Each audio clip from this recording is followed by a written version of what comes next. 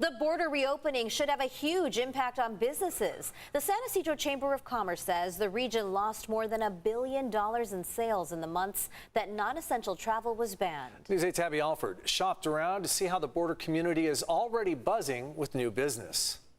When officials announced that the border restrictions would be lifted, parking lots in San Ysidro were nearly empty. Today, they're filled with shoppers.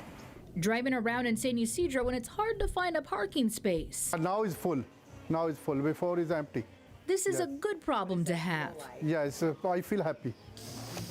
The smell of new businesses in the air at Perfume Network of California, where the manager says during the U.S.-Mexico border closure to non-essential travelers, business was down 60% compared to pre-pandemic years. Last year, because there's so many things in the, I close already in the couple of months. Over at Rossi's Fashions, 80% of their business is cross-border shoppers. We have been waiting this for a while now. They had to lay off some workers.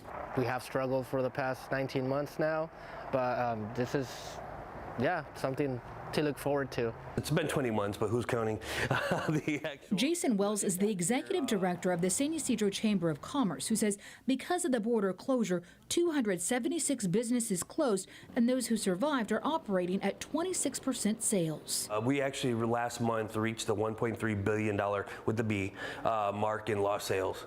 While lifting the border restrictions is being celebrated today, especially right before the holiday shopping season. So this is a fantastic day. There's still more work to do. 2,200 people lost their job.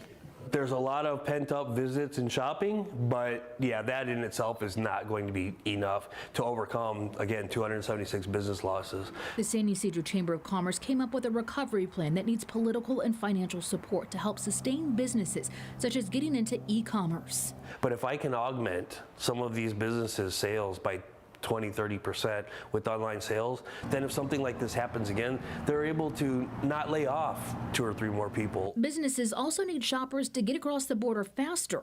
And border wait times are the key to our survival. And so is the holiday shopping season. I believe slowly but surely it's all going to come back to normalcy. San Ysidro is bustling with shoppers, especially for a Monday, but businesses say they're really looking forward to the weekend traffic.